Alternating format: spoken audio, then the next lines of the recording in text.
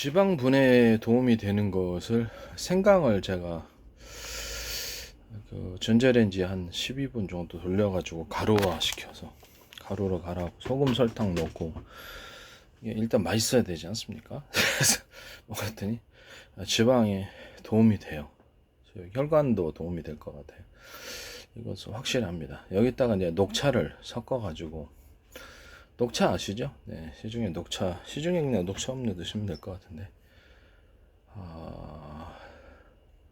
이 두 가지를 결합해서 그러니까 녹차 그냥 그 티백으로 말고 완전히 진하게 녹차를 끓여가지고 그냥 끓이는 방식으로 녹차를 끓이는 방식으로 뭐 비싼 거 먹을 필요는 없다고 생각합니다. 그냥 일반 녹차를 끓여서 그거를 결합을 하거나 시중에 뭐 동원 녹차 같은 이런 거 이렇게 나온 거 있잖아요.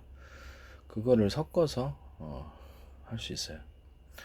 그래서 이걸 두 가지를 섞어가지고 살 빼는 약으로 판매하시면 제 기술 구조가 되겠습니다. 일단 고춧가루를 청양 고춧가루를 좀 갈아가지고 분말화 익혀서 청양고추를 일단 익힌 다음에 그것을 갈아서 뭐 동결건조나 어떻게 할까 가루화 시켜서 같이 섞어주면은 위장장애를 일으킬 수 있습니다. 너무 지나치게 하지 마시고 청양고추나 일반 고추를 갈아가지고 청양고추가 독하면 일반 고추도 가능합니다. 갈아가지고 이것을 익히지 않으면 위장장애 생깁니다. 그래서 익혀가지고 그것을 갈아서 플러스 시켜줍니다. 생강 플러스 녹차 플러스 그다음에 고춧가루 이 세 가지를 합해주면 이것도 살 빼는 약으로 판매할 수 있습니다. 그렇게 하시면 효과가 있다고 저는 생각합니다. 저도 이제 식품과 어떤 약초를 연구해서 관련 특허를 10개를 냈고요. 그걸로 치료하는 방법을 찾았습니다. 그래서 이거를 일단 생강을 제가 실험해 본 결과 그냥 먹었을 때는 별다른 효과가 없었는데 익혀가지고 가루화 시켜서 흡수율 때문에 아마 그런 것 같은데 혈관에도 굉장히 도움이 되는 것 같아요. 이거 하여튼 하시면 이제 제 기술 구조가 되겠다라는 것을 말씀을 드립니다.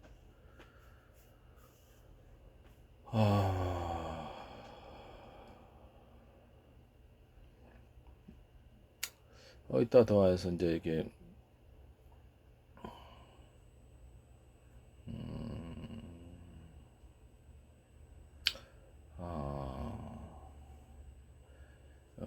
거기다 더해서 생강 플러스 녹차 플러스 율무를 근데 율무를 또 잘못 먹으면 위장장애 있는 분들 있잖아요. 위벽이 약한 분들 십이지장계 향이 악화될 수 있어요.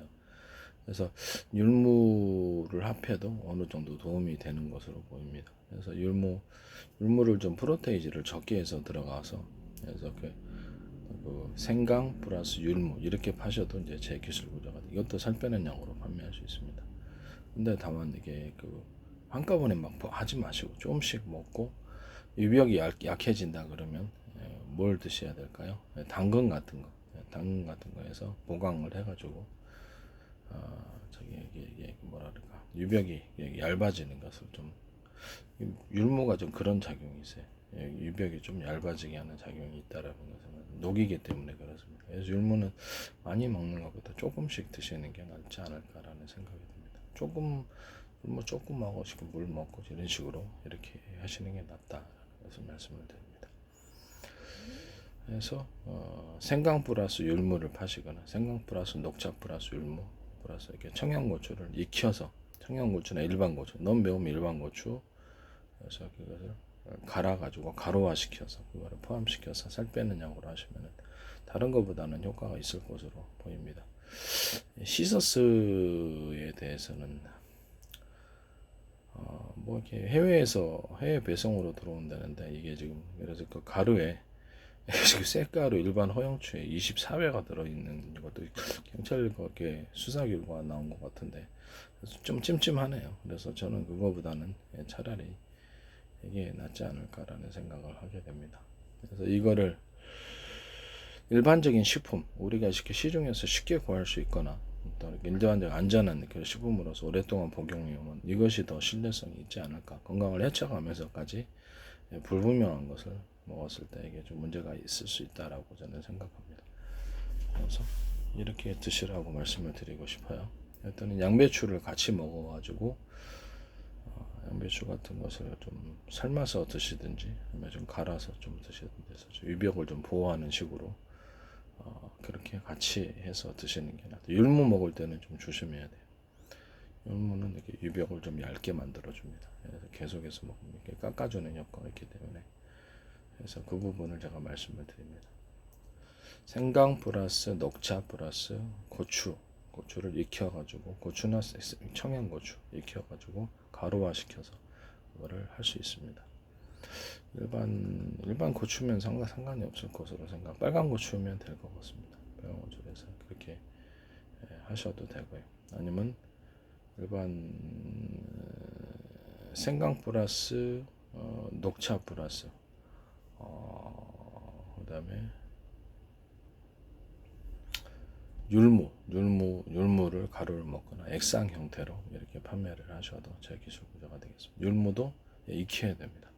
율무도 익혀서 드시기를 바랍니다. 익혀서 드셔야지 문제가 없어요.